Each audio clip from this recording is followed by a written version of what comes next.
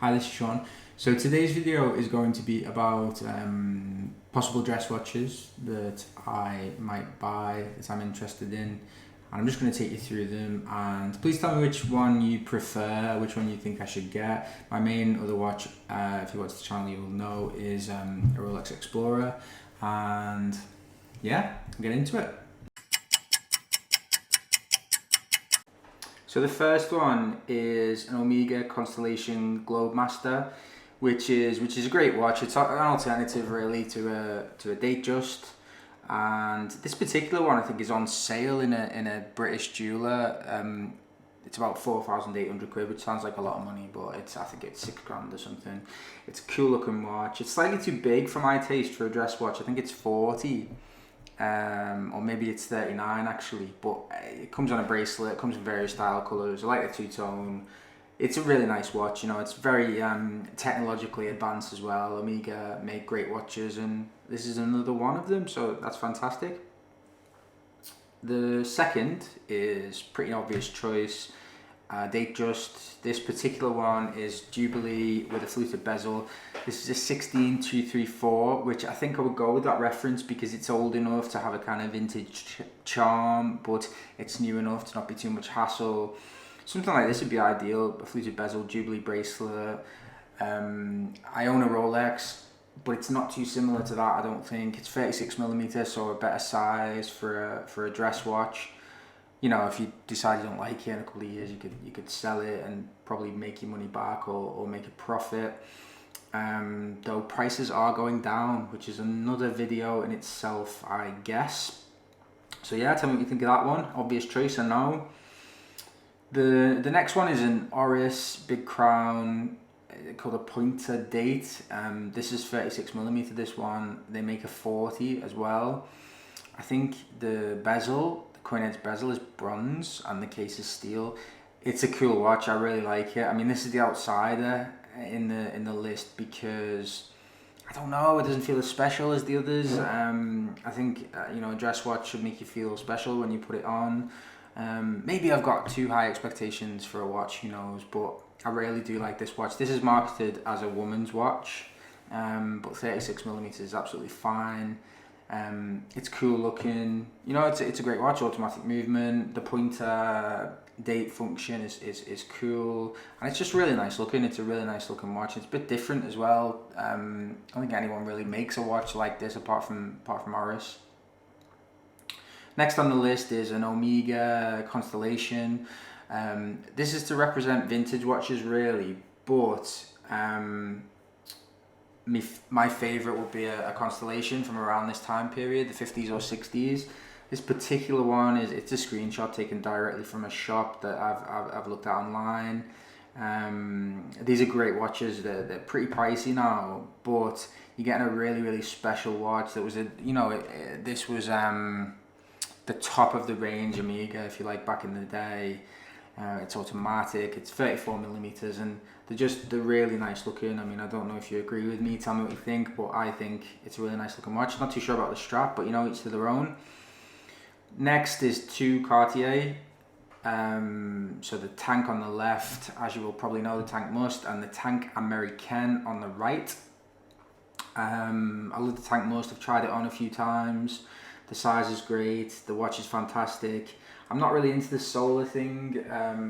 It strikes me that Cartier will try and charge you about £1,000 to have the solar panel replaced, but the quartz does bother me slightly. The Americaine is the medium I would get, which is difficult to find in shops, to be honest. I mean, it's neither here nor there in terms of a ladies or a man's watch. I think it's marketed at women, but I would get that one because the large is too big for me.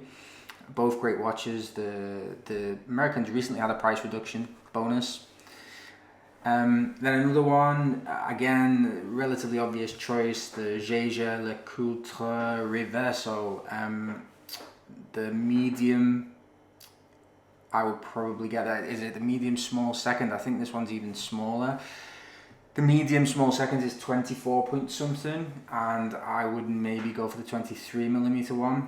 The interesting thing about JLC is that the length is longer than a Tank, but the width is smaller, so I don't know how that would reflect in the wearability. The Reverso is cool, if only for it gives you something to play with when you're messing about. You know, you can mess about with the reversing function. Great watch, timeless, quite pricey, but you know, I think worth it. Then second to last is the Tudor Prince, and this is a quartz, which I didn't realize until I just seen the screenshot on screen. But I wouldn't get the quartz, I'd get the automatic. But again, a fluted bezel. I think I would go with a Jubilee one if they make them. I imagine they do. I saw one the other day in a what they call pawn shop, and it looked cool. Half the price at least of a date just, and you know, they look the same. So I do like the Tudor, but you know, again, that's a bit of an outsider, I think. Finally, 2 Grand Seiko, so the GMT Elegance GMT, I think it's 39.5, and then the one on the right is a manual wind. Not sure of the reference numbers. I really like these 2 watches. I don't know, I've got a bit of a thing about Grand Seiko. Do you need to send them off to Grand Seiko to get them serviced? The one on the right, controversially maybe, but it's a bit boring. You know, it's a manual wind watch with no functions, and you know, do other companies make a better watch than Grand Seiko in that way? Who knows? So yeah, tell me what you think about that list. I think those are the only options that I've managed to think of. I've been flip-flopping in relation to the Cartier for a long time. I've tried that on 3 or 4 times.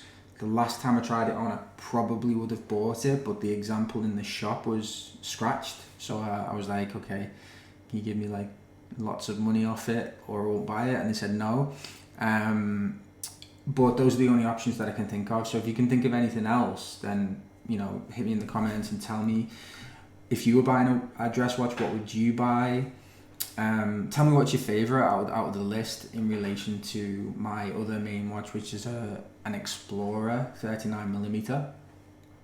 I think I've never actually tried a Reverso, and I would like to. And I was in Manchester the other day, and the shop that seemed to used to sell JLC didn't seem to have them anymore. So I didn't try one on, but you know, tell me what they were like in relation to Cartier, the Tank Large, which is the one that I would go for. Yeah, if money was no object, I would get a Tank Louis Cartier, but money is an object. I am not a millionaire, so I won't be getting that. Anyway, yeah, if you like the channel, please subscribe. Thanks very much for watching, and bye bye.